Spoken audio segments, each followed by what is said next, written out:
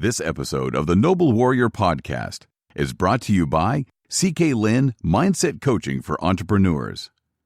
Whatever mental blocks in your life you want to overcome as an entrepreneur, fears of failure, inability to take the actions you know there is to take, fear of success, 3 steps forward and 4 steps back, or even that thought of not feeling deserving after achieving all the success. Coaching is one of the most valuable tools you can have. It's an investment in yourself, and it can yield some of the highest returns. CK Lin has the skills that will empower you to achieve the most accelerated results you've dreamed of. To help you get started, CK is offering podcast listeners a free strategy session with him, a $1,000 value. Visit talkwithck.com and schedule your free session today. So I'm really excited to be talking to Stephan Spencer today. He and we met at a seminar about 10 years ago, 2010 roughly, at the Eben Pagan event. Mm-hmm. And I just witnessing from the outside the transformational story. You were already in the middle of your transformation. And then seeing what's happened since then, it's been just tremendous for me to witness. Stephan is a best-selling author of the book Art of SEO. It's quite a tome, 700 pages. It's actually almost 1,000. 1,000, excuse me. I under your number of pages. The second edition was like 700. Yeah. Now we're at third. 1,000 pages. He has 2 podcasts. Yeah. Marketing Speak, and then the other one is Optimized Geek. Actually, I rebranded it. It's Get Yourself Optimized now. Get Yourself Optimized. So he is a father, husband, student of life. Just love the whole idea of infinite potential, developing himself continuously along with his wife. Yep. So welcome to the show. Thank you, Stephan, for being here. Yeah, happy to do it. So if you don't mind, rewind back a little bit about your transformational story from the time that we met to where you are right now. Because back then, you were hardcore SEO guy. Mm-hmm. And then now you are venturing into the world of spirituality. And so walk us through a little bit of the journey that you went on. That would be amazing. Yeah. So I had been studying and experimenting with SEO for a long time, since the 90s. Started an agency in 1995, even before SEO really existed. And became an SEO expert over the course of time. And in 2009, I was going through a divorce, one that I wasn't planning for, and kind of caught me by surprise. But my wife at the time decided it was time for a change, which ended up being a huge gift for me. Huge. So 2009 was a pretty hard time for me, a pretty dark time. When we met, CK, it was, as you said, towards the end of the physical transformation, and I had already done a hair transplant and LASIK and shaved off my goatee. I changed my body pretty significantly. I lost some weight and did fitness and so forth that helped me look unrecognizable from the guy I looked like a year or even 10 months prior. So that was pretty cool. It started because I went to a Tony Robbins event. I was going through, as I said, a dark time, and people were noticing that, and 3 different people in the span of just a couple weeks all told me to go to this Tony Robbins event that was coming to the area, to Chicago. I was in Wisconsin at the time. Mm-hmm. So I did that. I went to the Tony Robbins event, which was called Unleash the Power Within. I did a fire walk, which means you walk on 2,000 degree hot coals in your bare feet without any protection or anything. And I didn't get burned at all. I didn't get even a blister. So I'm like, wow, if I can do that, I can certainly go and get LASIK, which I had been terrified, like, oh no, somebody's going to operate on my eyes so I don't have to wear glasses. Yeah, I'd love to, but no thanks. 2 weeks later, I went and got it. It's amazing. And now so that walking on fire literally changed your belief system about confronting your fears? yeah, it was a huge paradigm shift for me that I could do pretty much anything. And I started making these huge decisions. It's really cool. And it never stopped. It was a permanent shift. Yeah, so I've done things that you could have told me 10 years ago. I would have said, oh, that's crazy. There's no way. Like, for example, microlighting. What's that? It's a microlight is a hang glider with a motor attached. I didn't pilot it. There was a pilot, but you're so exposed. Like, you're in this quote-unquote seat, but you're just totally open to the elements. And then we were flying into the mist above Victoria Falls. Wow. In Zambia. It was beautiful and amazing, and yeah, it was a little terrifying, but I did it. And I had always thought of myself as being terrified of heights and unable to do anything anywhere near that. So that was a huge breakthrough for me. I also went on that same trip in a canoe on the Zambezi River, which is full of crocodiles and hippos. Hippos are actually more dangerous than crocodiles. Little fun fact there. And yeah, did fine, even though I didn't know how to swim and I had been terrified of water. Never learned how to swim. So I always avoid. That was the first time I'd ever been in a canoe or a kayak.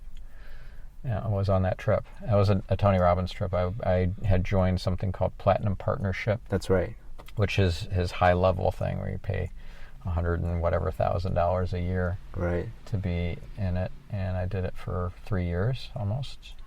It was life-changing for sure, but it all started with that one $800 ticket for Unleash the Power Within in Chicago, and then the next event was a few months after that, and the next event after that was about 8 months later, and by then I was unrecognizable from the version of myself from prior. And that was just my physical transformation, and mental, I guess, when you talk about the fear and stuff. But the spiritual transformation, that came in 2012. Well, before you go to the spiritual aspect of it, I'm curious to know, for the people that are listening to this, chances are they're like you and me, right? They love reading books, listening to podcasts, really wanted to discover the secret of life and want to get the most juice out of this precious gift we've been given. And one of the things that I teach is, and you also hear people say this a lot, is whatever you want is outside of your comfort zone.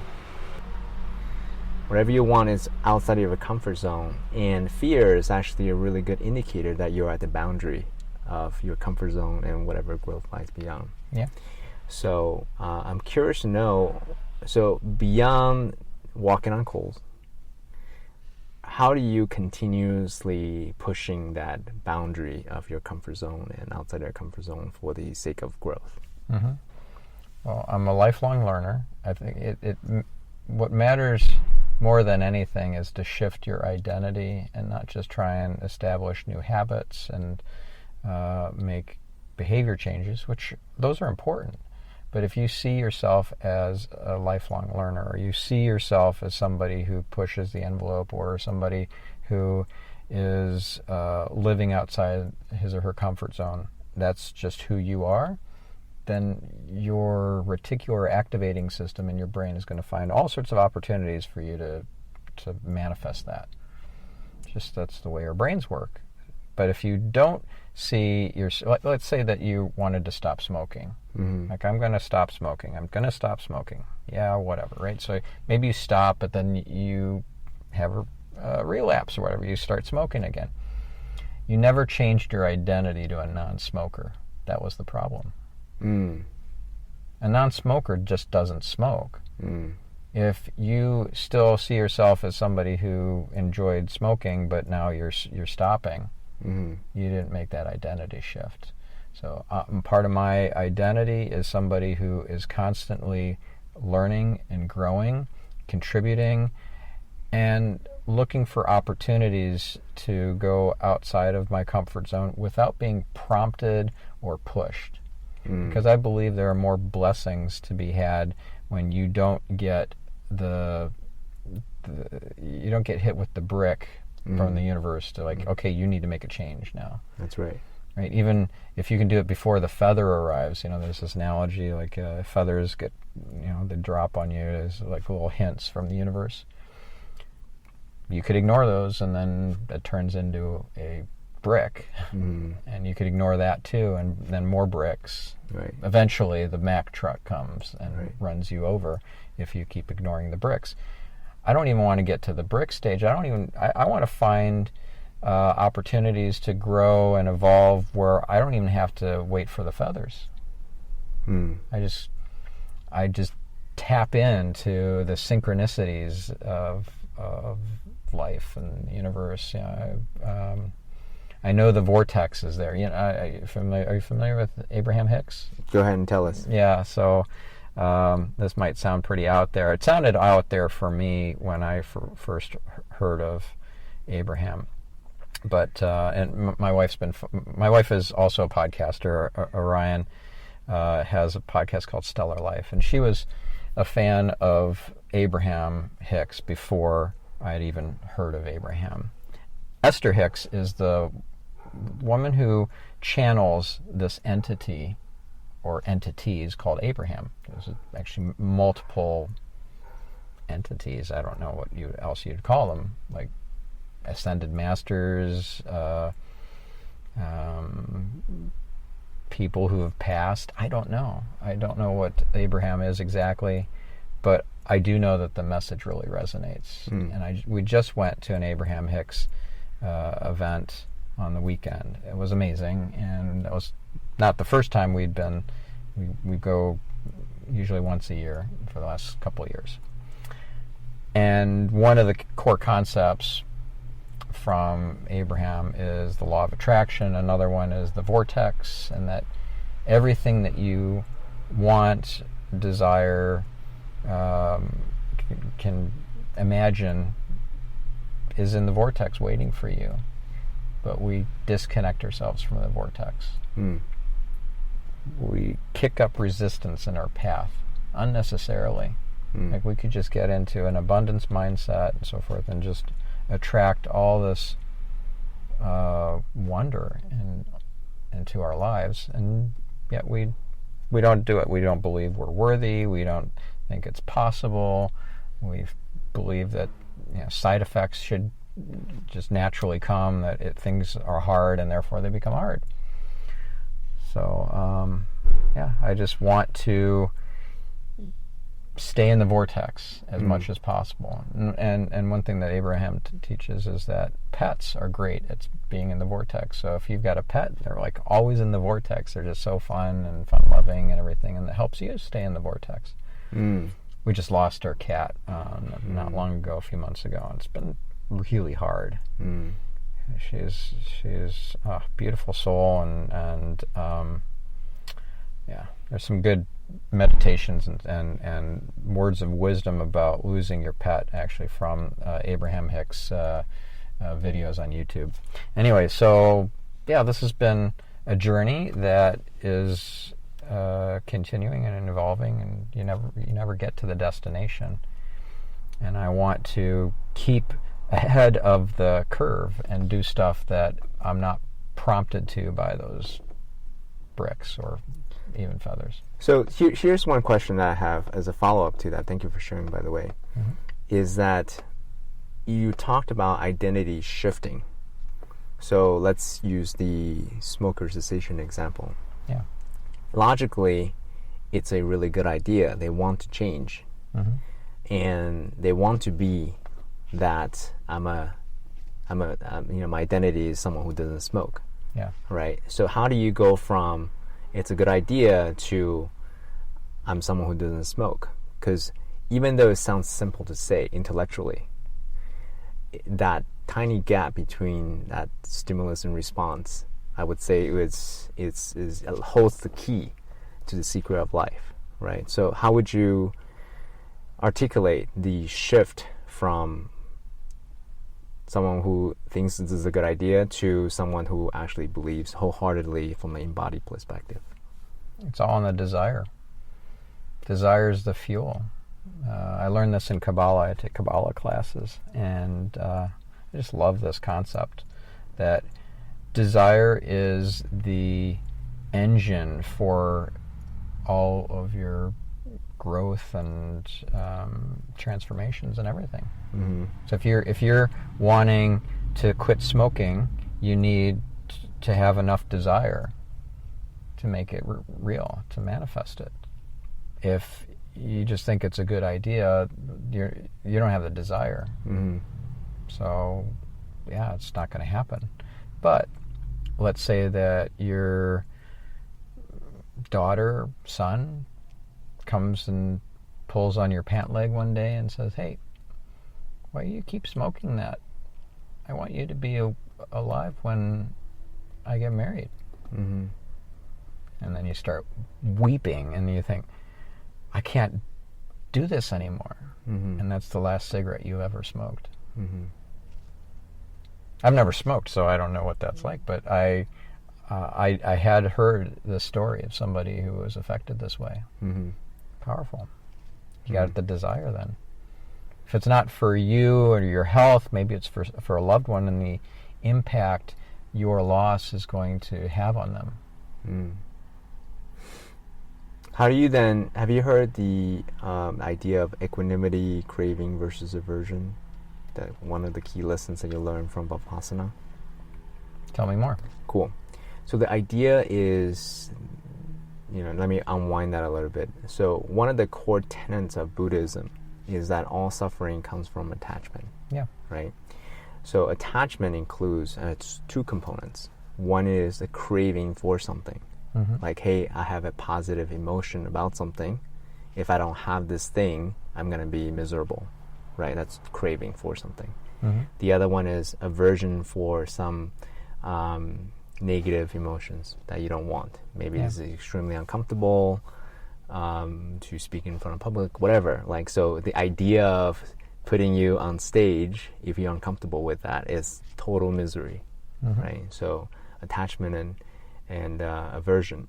Okay. The idea of suffering is one or the other is no bueno, right? So the whole idea is just letting these emotions pass through you and be equanimous about it.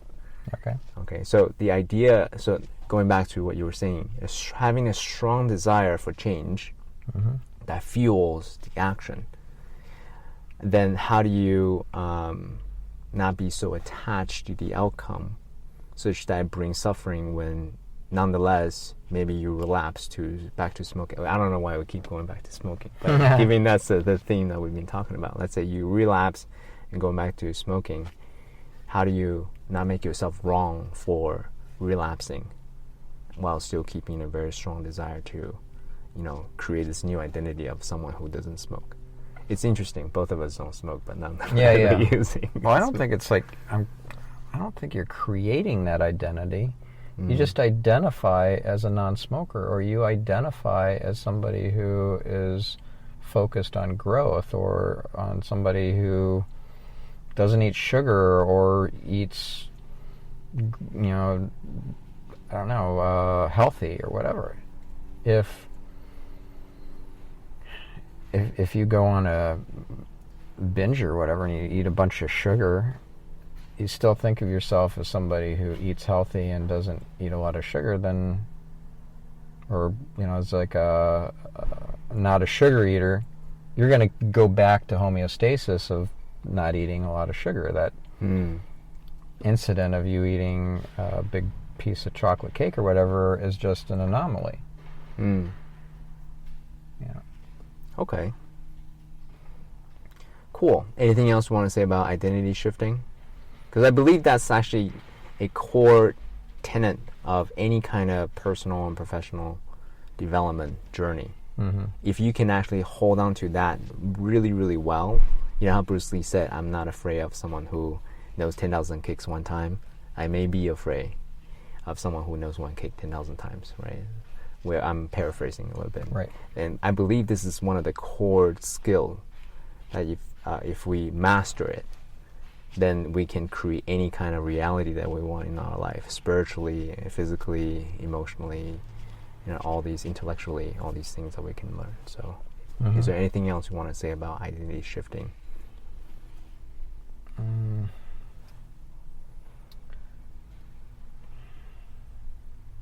I think it's I got this this analogy from Kabbalah, that if you're chasing after one aspect, whether it's health or career, business, relationship, whatever, you're missing the bigger picture. And all the other stuff will tend to drop away and kind of fall apart. So, for example, if let's say you're really seeking a relationship, and let's say, imagine that here's the model. Imagine white light shining into a prism, and out the other end comes all the different colors. There's purple or violet and blue, green, whatever, and all these areas of your life, your relationship or lack thereof, your career, business, health, etc., they're all different colors. If you chase after the colors, you don't get any of it. It all slips through your fingers. You might focus on your health, and then your relationship falls apart. Or you focus on your career, and your health falls apart. Whereas if you focus on the white light, that's where all the colors come in, and you get it all. What's the white light in this case? The white light of the Creator. Remember, this is from Kabbalah, which is the mystical branch of Judaism, which is actually applicable to any religion. You can study Kabbalah, like I studied at the Kabbalah Center. You can learn Kabbalah and apply it as a Jew, a Hindu, a Muslim, a Christian, an atheist. It's like an ancient self-help movement. It's really, really cool. So imagine you are now changing your focus from chasing after these different colors, the different aspect of you. Yeah, you're instead chasing after the white light, and not chasing it, but you're connecting with the light. Like, it's all about the light. Everything I do, I'm looking to reveal more light. Yeah, so if I'm going to speak at a conference, I want to reveal more light. If I'm going to be on a podcast, I want to reveal more light. If I'm going to interview somebody for my podcasts, try and reveal more light. So if that is how you operate in the world, then the whole identity thing is just in a much more powerful context. You're not just a non-smoker. You're a light chaser, or whatever you want to call it. A child of God. I don't know. Or if you're an atheist, is somebody who's just really connected to the fabric of the universe and the community and the environment, or whatever matters to you. You get a glimpse of the bigger picture. So I think that really helps as far as an identity shift as well. I appreciate that. I think for me, going from someone who is a agnostic, not sure, like uncertain whether or not there's a greater power, to someone who is spiritual, who actually believes, and the journey has been really interesting. Psychological journey has been, I gotta fend for myself, versus now having a deeper faith that I'm now connected to the greater whole. Do you want to? So that journey in itself is beautiful. So when you speak about connecting to the light, going to be a speaker or being on a podcast, tell us a little bit more, like concretize that for us, because conceptually I get it, but like, what does that mean for you? Well, here's the problem. And I can relate to where you're at, because I was there too. I was agnostic my whole life, almost even atheistic, up until 2012, when I went to India on a Tony Robbins trip, a platinum trip, and I had this experience. So the oneness monks that did this blessing on me called a Diksha, they explained afterwards that God is not a belief. God's an experience. The divine is an experience. So you haven't experienced God, and so you're agnostic. Once I experienced God, everything just clicked into place. It was amazing. I got touched by the oneness monks on the forehead, and or the top of my head was, like I said, a Diksha. I experienced this sense of calm and peace and connection with the Creator, and all this I don't know, it was an awakening experience for me. And then I go outside right afterwards, and all the greenery and everything was so vividly technicolor. I couldn't make this up. It was more brilliant technicolor than a cartoon. And I got the experience. I got what they said about it being an experience and not a belief. So I think you have to put yourself in a position to be able to experience. Right? So for me, it meant things like going to oneness events, like the thing I went to. Then we went, my wife and I, so when I met my wife, it was at a Tony Robbins event 2 months after this awakening experience in India.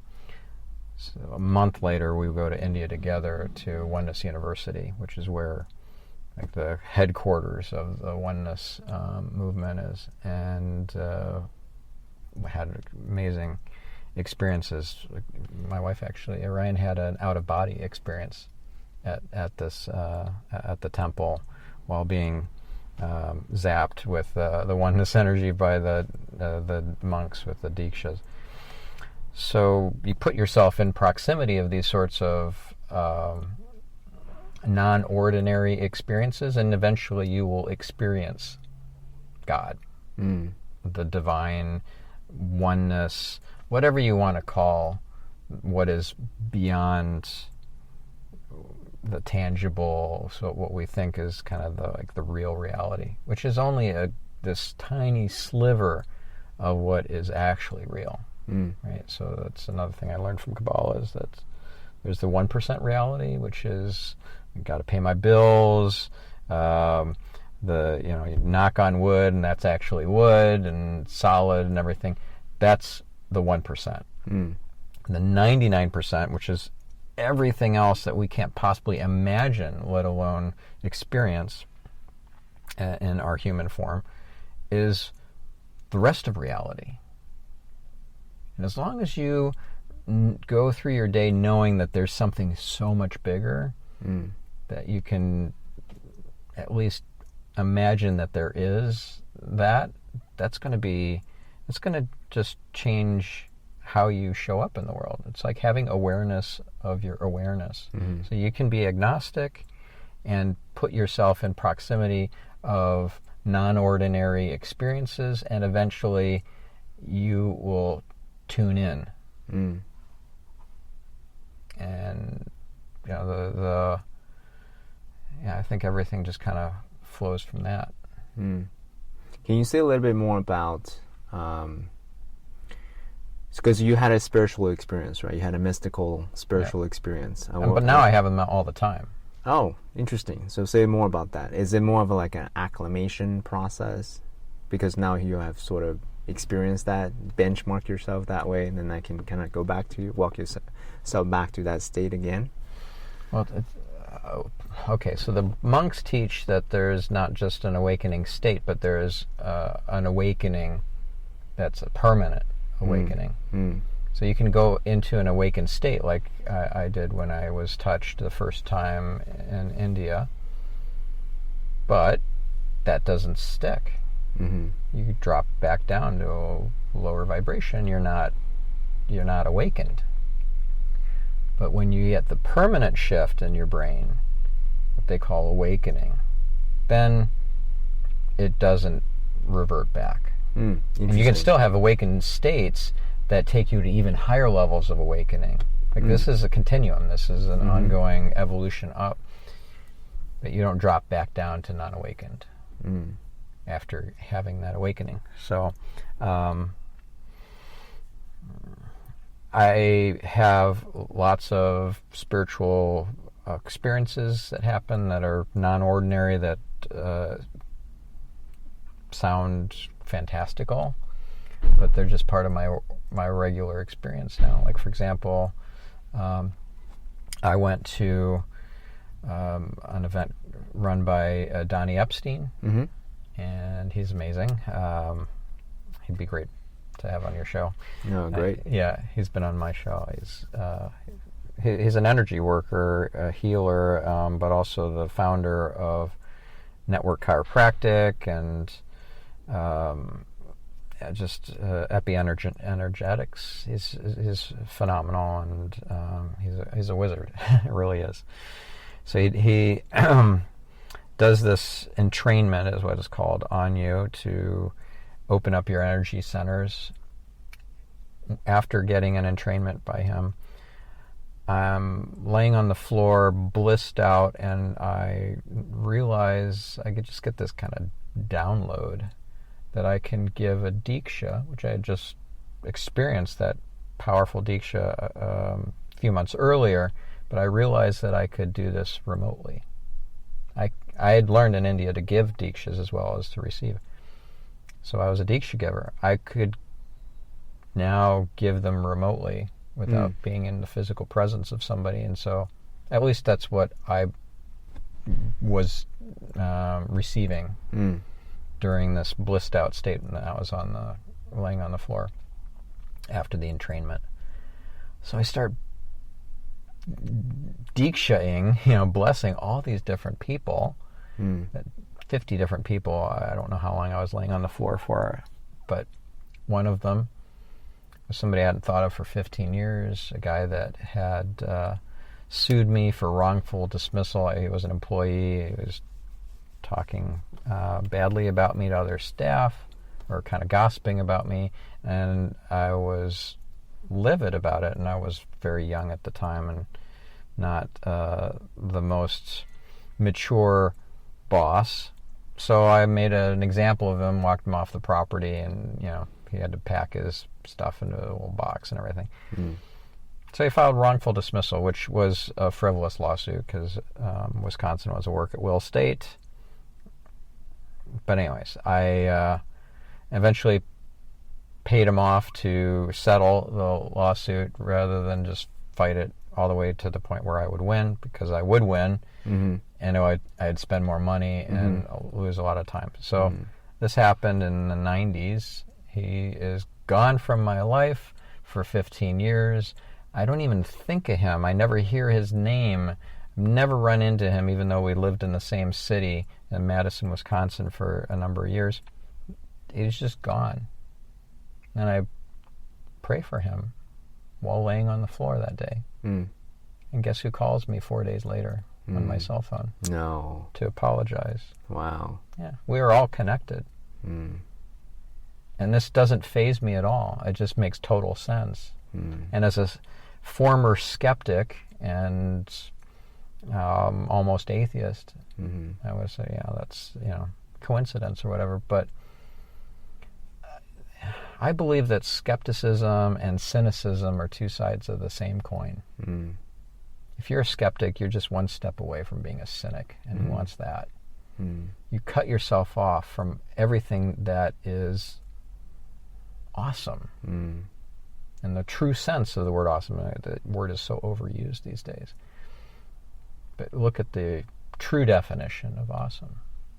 Anyway, so we had a beautiful conversation, 45 minutes or so. I told him I was nothing for me to forgive, because I got all these great lessons from this process about being, using progressive discipline with staff, and I'm a better boss now. I also read contracts very well now, care very carefully, and so forth. I learned a lot from this process. It's nothing to forgive. It was a gift for me.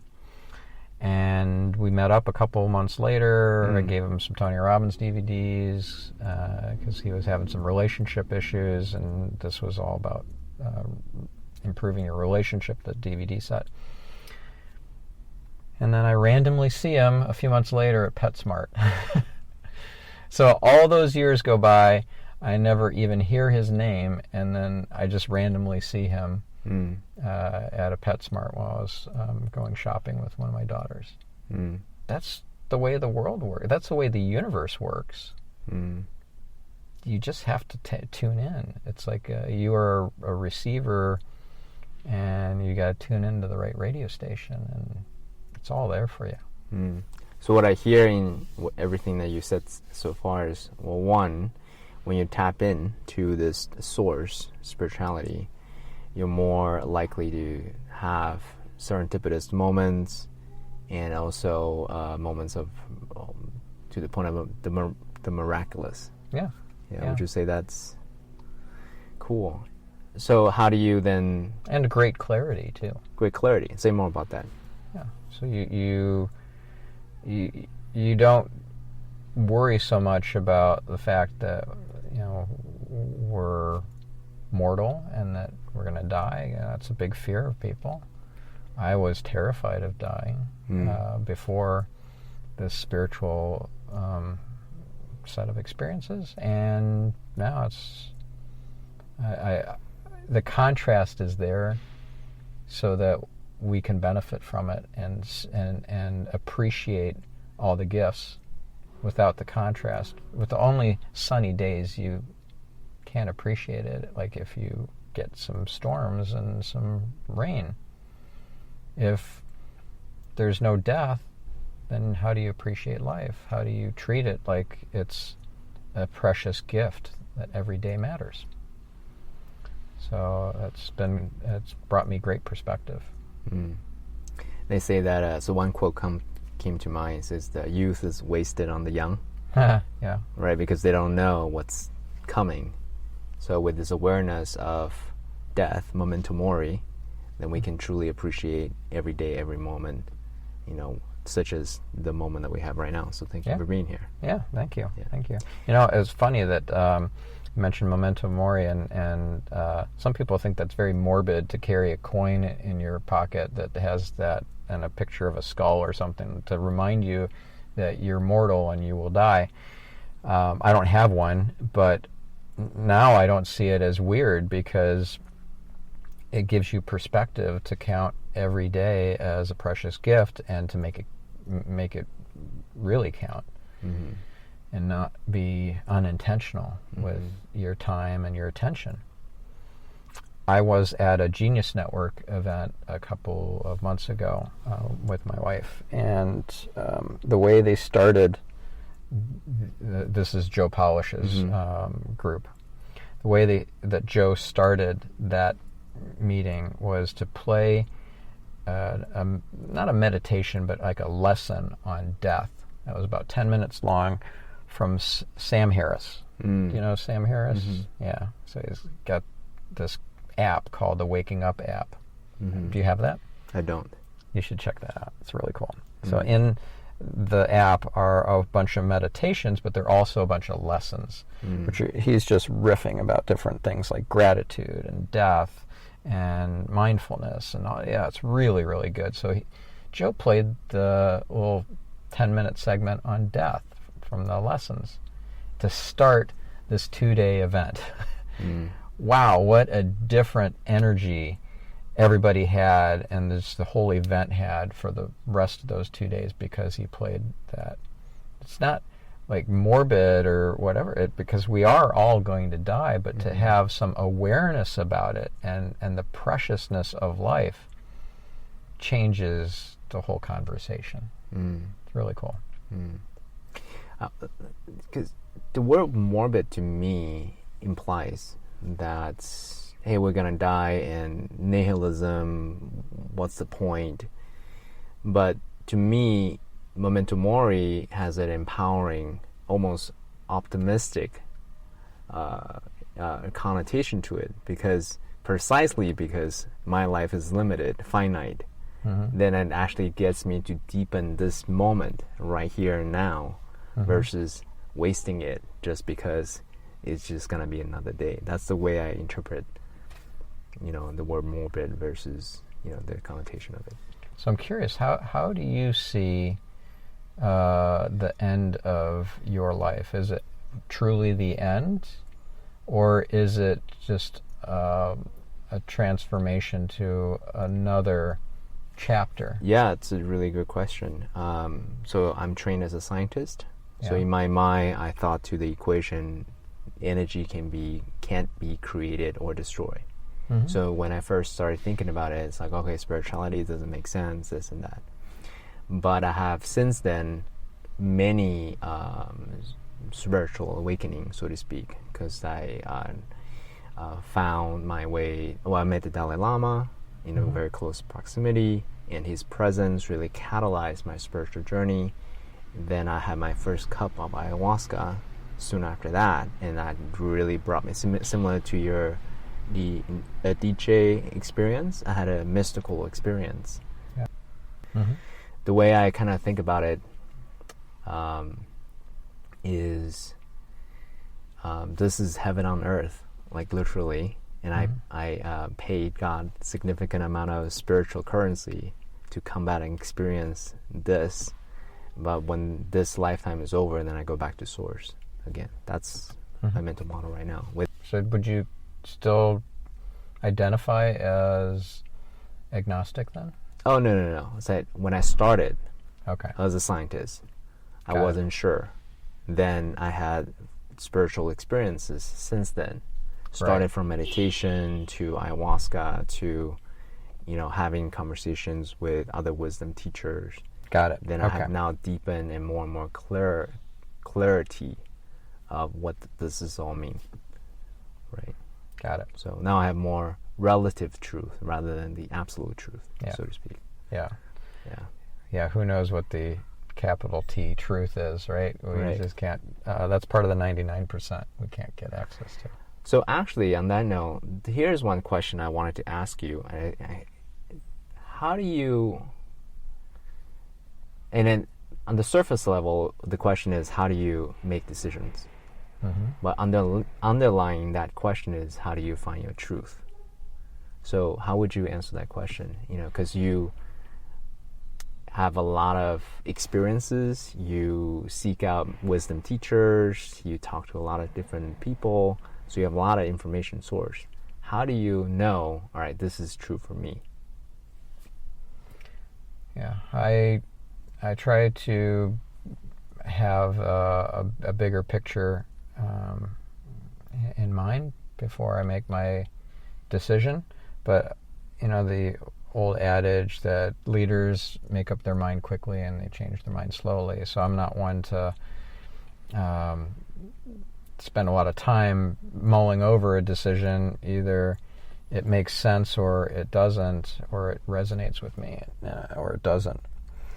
But I do look for some inspiration or some connection to source, to the creator, to get guidance, because I get so much of these serendipities and synchronicities and stuff, and I know if I'm on the path.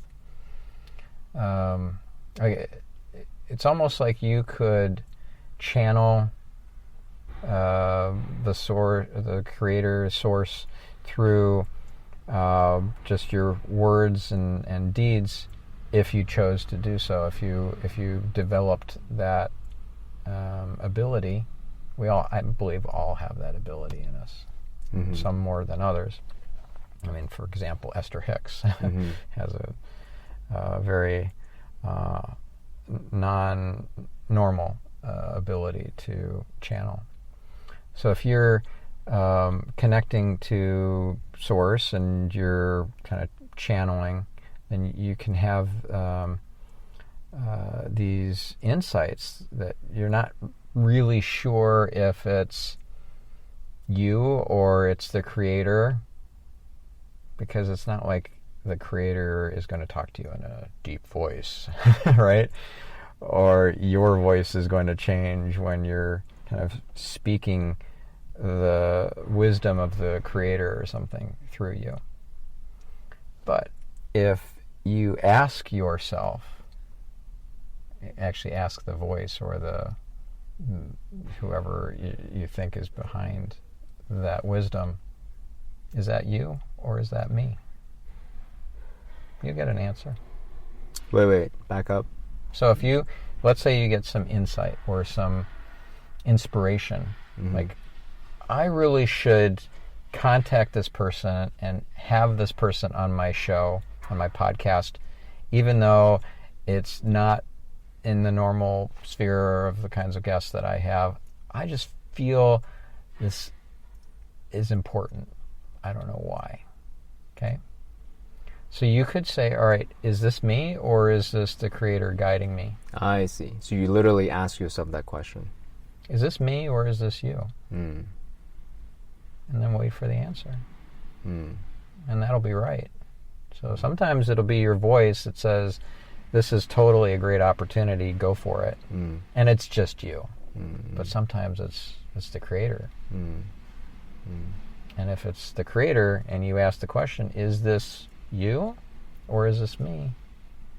Then you'll for sure get the answer, not just, you might get confused with the first insight, where it's coming from. But not if you ask and then wait and listen. Is this me or is this you? Thank you for that. Yeah, I have to give credit where credit's due on that. I learned that from an Akashic Records reading. Do you know anything about Akashic Records? I know of it. I don't know much beyond the name. Okay. So Anne is the lady who does these readings. She's great, by the way. Anne-Marie Pizarro and bodyenergyconnection.com. I don't get any affiliate commissions or whatever. I got some very powerful readings from her, and so did my wife Orion. She actually got a reading first, and there was stuff in there that she couldn't have possibly known that was very helpful, insightful, powerful.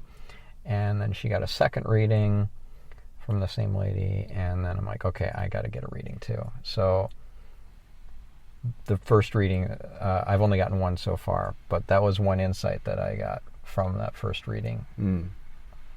Is to ask, I want to develop my ability to channel, right, and to have psychic abilities, have a more direct connection. And I can do it. Turns out that's something that I do have access to. So you think, okay, well, this Akashic Record stuff, that sounds like bunk or whatever. If that's you, the listener, thinking that, I'm with you, because I was there too. I just didn't, I was a scientist. I was a skeptic. I was agnostic. And then all those experiences happened. And now the way that I operate in life is by this concept of the willing suspension of disbelief. Why introduce skepticism when you don't even have enough information yet? Why introduce resistance in your path when you don't have to?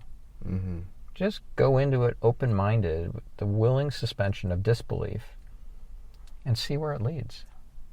Try an Akashic Records reading. Try the entrainments from Donnie Epstein or one of his practitioners. Go to one of his events like the Transformational Gate.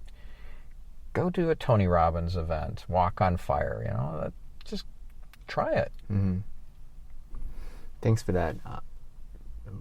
I'm the same way, because in my mind, what's the worst that could happen?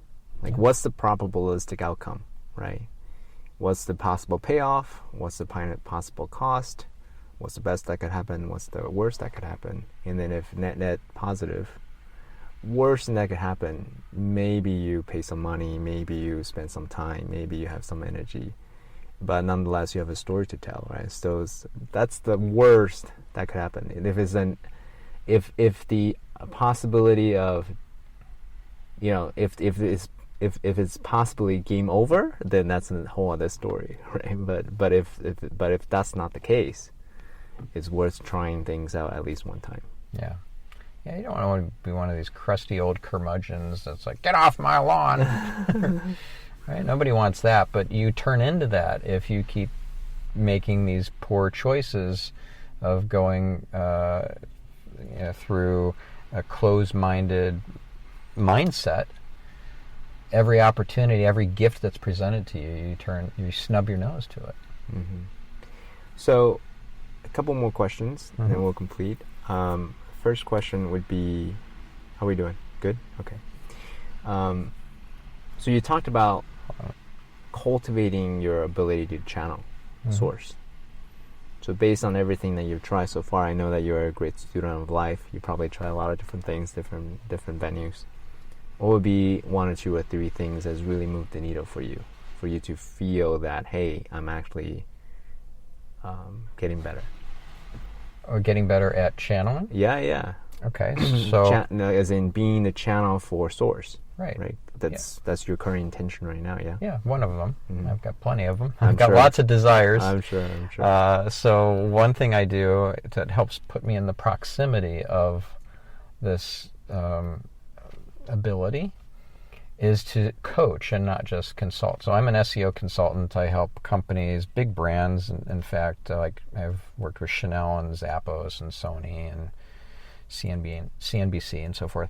Help them with their Google rankings. So that's my expertise. But I also now, over the last several years, have developed a coaching practice.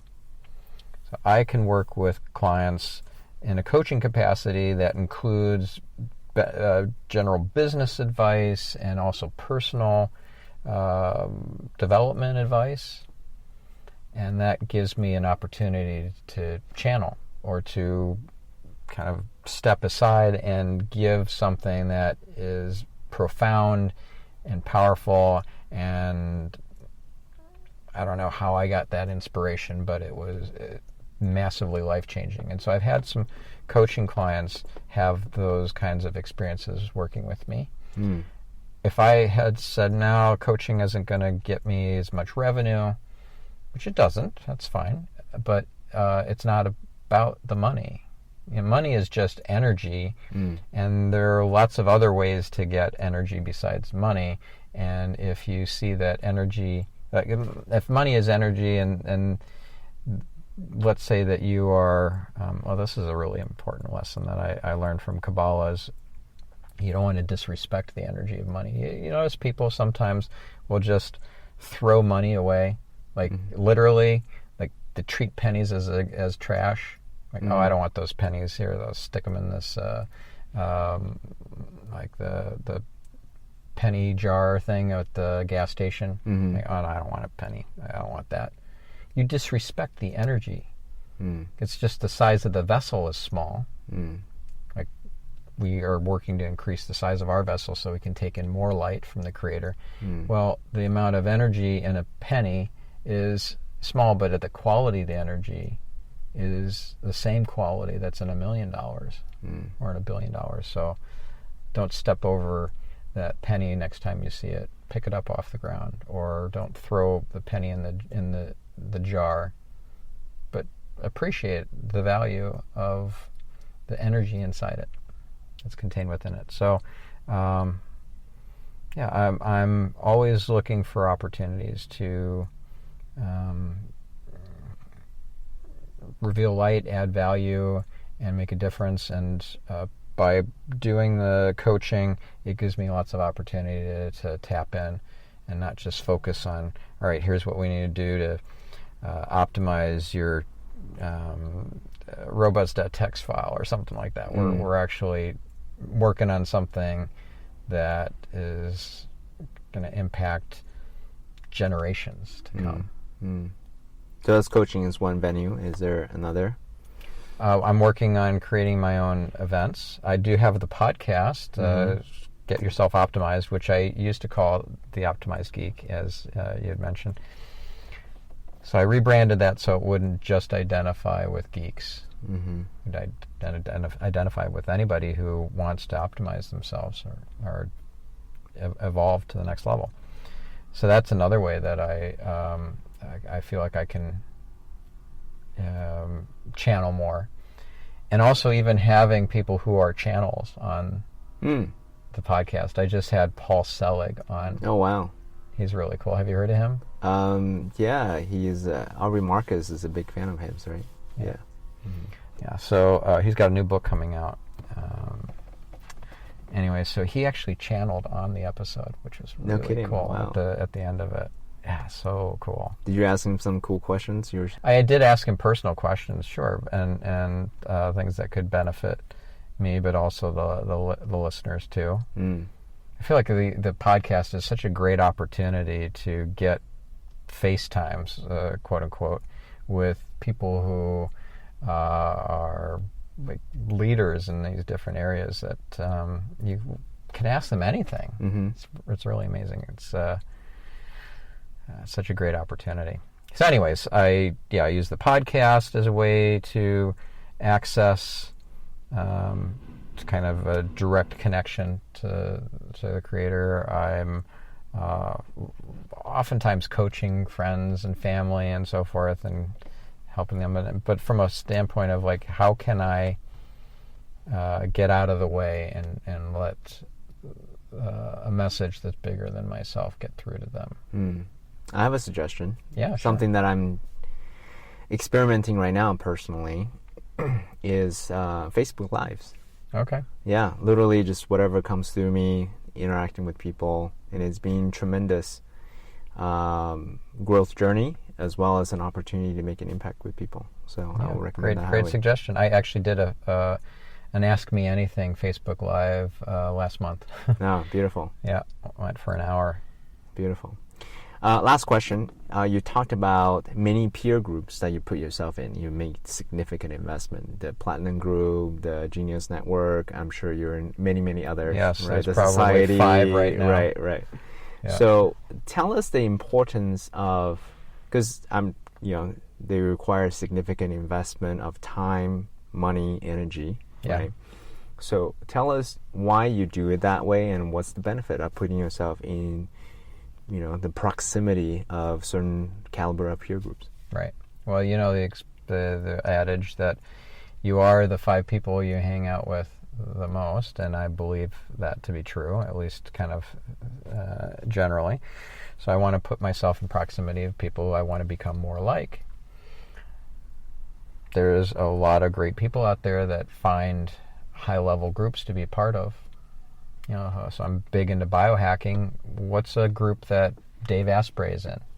So I've had Dave Asprey on my show. He's the creator of Bulletproof, as I'm sure you know. Amazing guy. I know he's in metal. I'm in metal. I know he's in Genius Network. I'm in Genius Network. And if I can be in proximity with him, then potentially amazing things could happen. I went through this whole thing of doing stem cell therapy. My wife did it. 2 of my kids did it, in large part because of Dave Asprey. First I had him on the show and we talked about stem cell therapy. I went to his conference, the Bulletproof Biohacking Conference, which he let me in for free, which was very generous of him. My wife and I, and we loved it. It was an amazing conference. We got to hear about stem cell therapy, which we had really not very much information about before. And got to meet Dr. Harry Adelson, great stem cell doc, and then we saw him again the following year. We went back to the conference again, and he keynoted that time. So all right, we need to go and get some stem cell therapy from this guy. And he also was on my show and on Orion's. So that was incredible, and you not only get your stem cells harvested and re-injected in different parts of your body to deal with chronic pain and issues, like musculoskeletal pain and so forth, which I didn't really have any like that, but I wanted to do it for maintenance. I wanted to like kind of rejuvenate. Right, preventative, yeah, exactly. And also you get your stem cells harvested, and then you can get them banked for a rainy day. Let's say 40 years from now you want to use stem cells from when you were 40 years younger. That's much better than using stem cells from current time. In fact, your stem cells aren't as functional. Once you get into your mid to late 70s, it's 50-50 whether you're even going to be able to use your stem cells at that point. So get them harvested while you're still young. What's the expression? Best time to plant a tree is 20 years ago. Second best time is today, right? So go get your stem cells harvested and then get them banked so that you can use them in a rainy day. You have a time machine now. The only problem is don't get them banked in the U.S. because the FDA has considered your own stem cells to be a drug. Interesting. And so they regulate your stem cells as a drug, and they don't let you use them. In fact, they just sent a destruction order to the stem cell bank that we're using, U.S. Stem Cell out of Florida, demanding that they destroy the stem cells, and they got a court order for this. Wow. So my stem cells, my wife's and two of my kids, are going to be destroyed, and so we're fighting that with lawyers, and there are about 70 of us that are teaming up patients. There are people who have had stem cells banked there that have teamed up and hired a law firm to fight this, fight the government, fight the FDA. It's ridiculous. So if you get your stem cells banked, do it overseas, not in the U.S. Going back to the peer group question, so when you make, there's someone listening to this right now, they may be thinking, the Asprey's group or Genius Network or Platinum, whatever it may be, right? My group, your group, all kinds of different groups out there, tribes. Yeah. How would you advise them to make the decision? Because they do have finite resources, time, energy, money, right? And how do they, make the appropriate, the best, the wisest decision? Do you have any framework that you can advise them on? Well, there was a lot of trial and error and a lot of expense involved in my process, and I spent probably upwards of $1 million over the last 10 years. So I doubt that many listeners are going to want to do that. But what they could do for free is just listen to Get Yourself Optimized. There are several hundred now episodes for them to listen to, and the ones that resonate the most for them are probably going to give them a sense of which masterminds or groups to become a part of. So, for example, if somebody really resonated with the Paul Selig interview and they want to learn more and study more, there's Abraham Hicks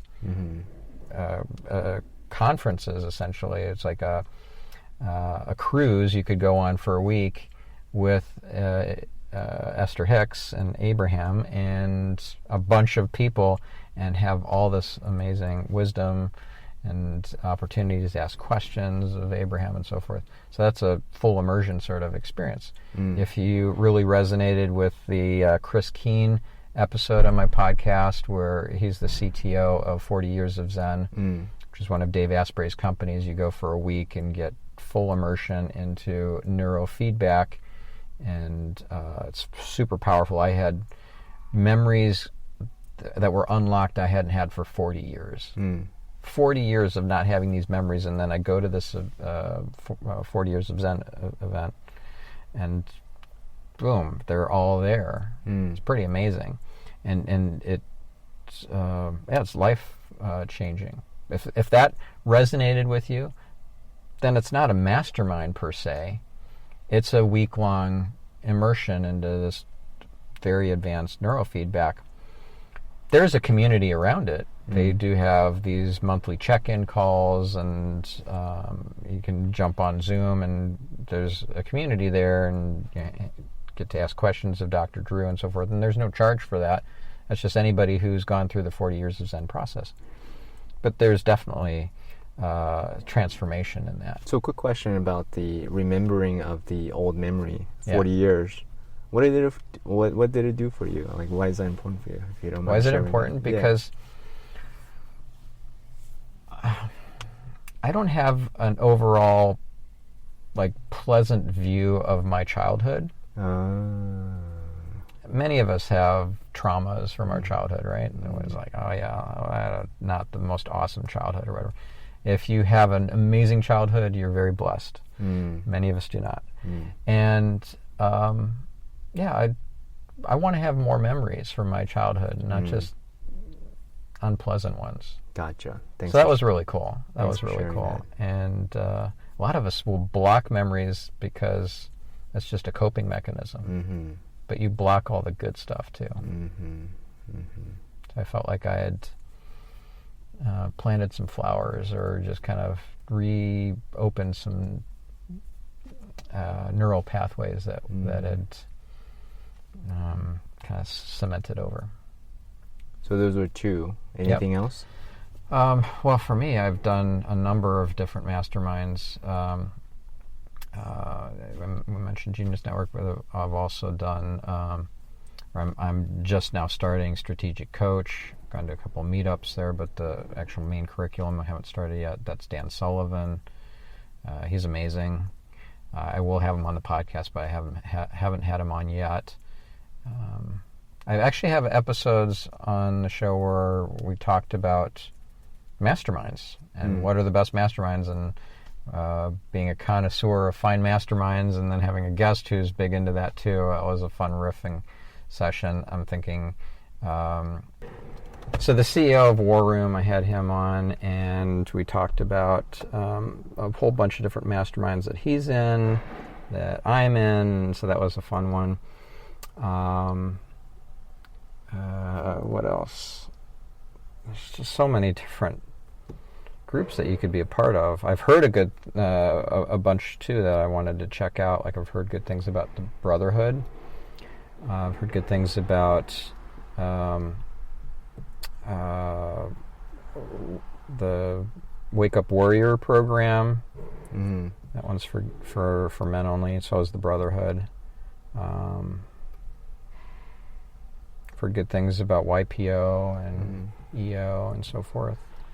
What do you evaluate when you go from group to group? Yeah, I look to add value and for synchronicity to happen, for the 1 + 1 sort of equals 3 equation to happen, and if there's alignment in values and mission. To alignment of value and mission, serendipity, some magical moments, anything. Do you look at business, or like revenue opportunities, or anything like that, or friendship opportunities, or what else do you look at? Yeah, if I can meet cool people through it, if I can generate revenue from it. Yeah, so Genius Network, for example, has generated enough revenue that it pays for itself just from direct client revenue. That's great. Yeah. Beautiful. Anything else I should ask that I didn't ask? I don't think so. Yeah, we went through a lot of different areas. Thank you so much. You're welcome. So if people who are inspired by your story, by your journey, by your point of view, where should they go to?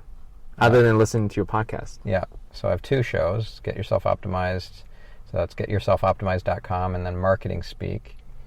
And that's marketingspeak.com. I also have a whole bunch of resources on stephanspencer.com. A lot of videos, a lot of archived webinars, and have some PDF downloads, a bunch of stuff there. Lots of blog posts. Love it. Thank you so much for shining your light, Stephan. The show content is so inspiring. I know that you put so much heart and soul into these shows, and you can really tell it's just the quality of the questions that you ask and the quality of the answer that you receive is just tremendous. So Thank guys, you. go listen to the show.